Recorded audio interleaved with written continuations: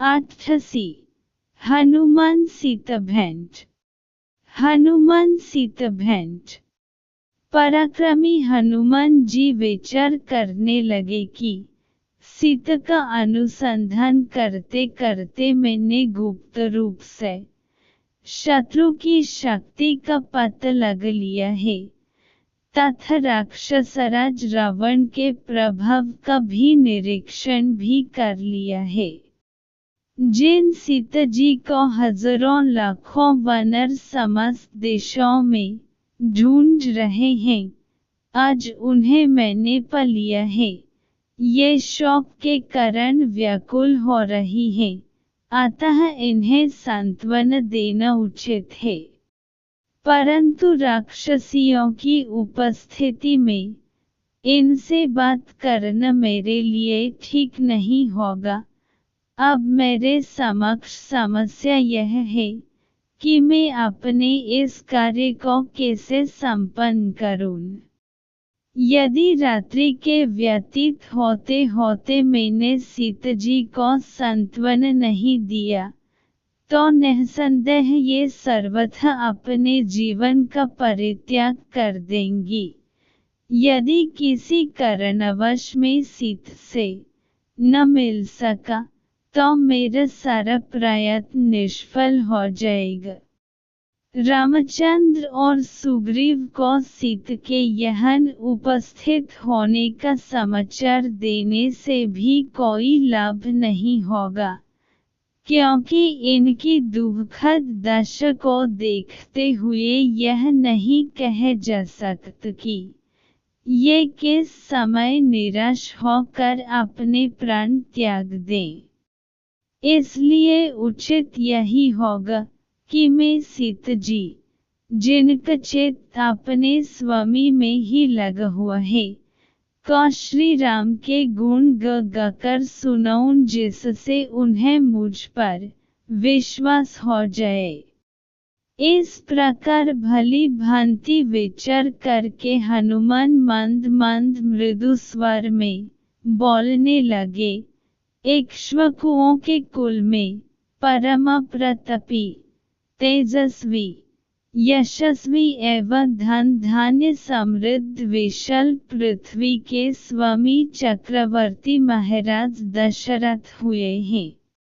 उनके ज्येष्ठ पुत्र उनसे भी अधिक तेजस्वी, परम पराक्रमी, धर्मपरायण, सर्वगुण संपन्न, अतीव दयानिधि श्री रामचंद्र जी अपने पिता द्वारा की गई प्रतिज्ञा का पालन करने के लिए अपने छोटे भाई लक्ष्मण के साथ, जो उतने ही वीर, पराक्रमी और भ्रातृभक्त हैं, 14 वर्ष की वनवास की अवधि समाप्त करने के लिए अनेक वनों में भ्रमण करते हुए चित्रकूट में आकर निवास करने लगे।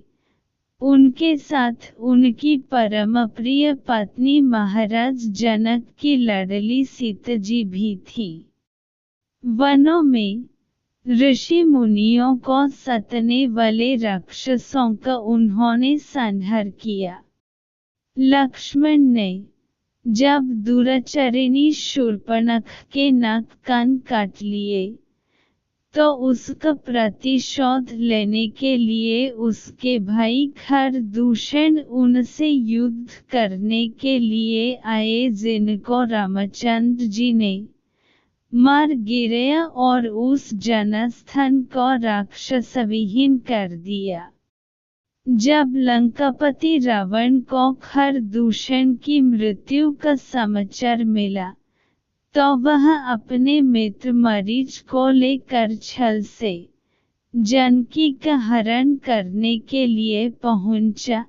मायावी मरीच ने एक स्वर्ण मृग का रूप धारण किया, जिसे देखकर जानकी जी मुग्ध हो गई। उन्होंने राघवेंद्र को प्रेरित करके उस माया मृग को पकड़कर या मार कर लाने के लिए भेजा। दुष्ट मरीच ने मरते मरते राम के स्वर में हा सीते, हा लक्ष्मण, कहा था। जानकी जी भ्रम में पड़ गई और लक्ष्मण को राम की सुधि लेने के लिए भेजा। लक्ष्मण के जाते ही रावण ने छल से सीता का अपहरण कर लिया। लौटकर राम ने जब सीता को न पाया तो वे वन वन घूमकर सीता की खोज करने लगे। मार्ग में वानरराज सुग्रीव से उनकी मित्रता हुई। मुग्रीव ने अपने लाखों वानरों को 10 देशों में जानकी जी को खोजने के लिए भेजा। मुझे भी आपको खोजने का काम सौंप गया। मैं 400 कोस चौड़े सागर को पार करके यहाँ पहुँचा हूँ। श्री रामचंद्र जी ने जानकी जी के रूप, रंग, आकृति, गुणों आदि का जैसे वर्णन किया था, उस शुभ गुणों वाली देवी को आज मैंने देख लिया है।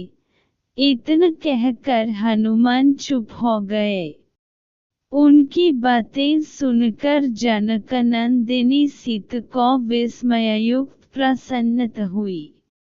जब उन्होंने ऊपर नीचे तथा इधर उधर दृष्टिपात किया तो शाख के भीतर छिपे हुए विद्युत पुंज के समान अत्यंत पिंगल वर्ण वाले श्वेत वस्त्रधारी हनुमान जी पर उनकी दृष्टि पड़ी।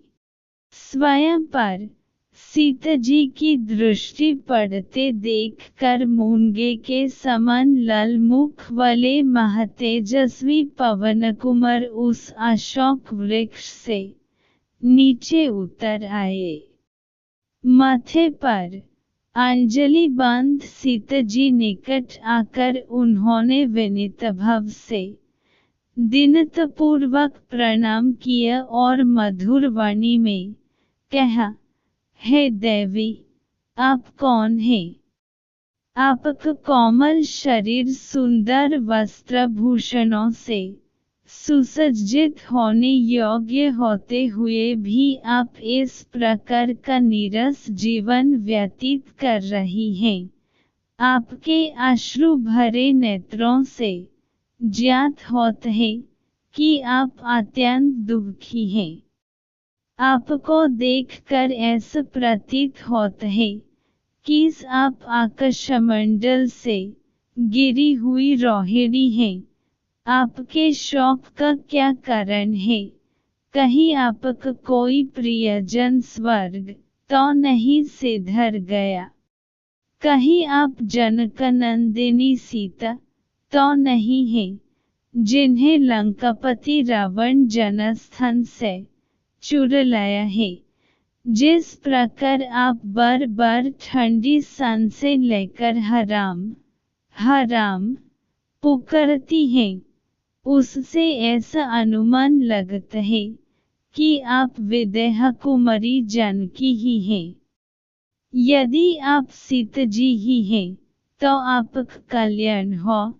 आप मुझे सही सही बताइए, क्या मेरा यह अनुमान सही है?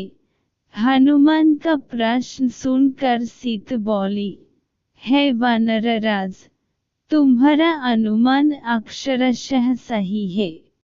मैं जनकपुरी के महाराज जनक की पुत्री, अयोध्या के चक्रवर्ती महाराज दशरथ की पुत्रवधू तथा परम तेजस्वी धर्मात्मा श्री रामचंद्र जी की पत्नी हूँ। जब श्री रामचंद्र जी अपने पिता की आज्ञा से वन में निवास करने के लिए आए तो मैं भी उनके साथ वन में आ गई थी। वन से ही यह दुष्ट पापी रावण छलपूर्वक मेरा अपहरण करके मुझे यहाँ ले आया। वह मुझे निरंतर यातनाएं दे रहा है। आज भी वह मुझे 2 मास की अवधि देकर गया है। यदि 2 मास के अंदर मेरे स्वामी ने मेरा उद्धार नहीं किया तो मैं अवश्य प्राण त्याग दूंगी। यही मेरे शोक का कारण है। अब तुम मुझे कुछ अपने विषय में बताओ।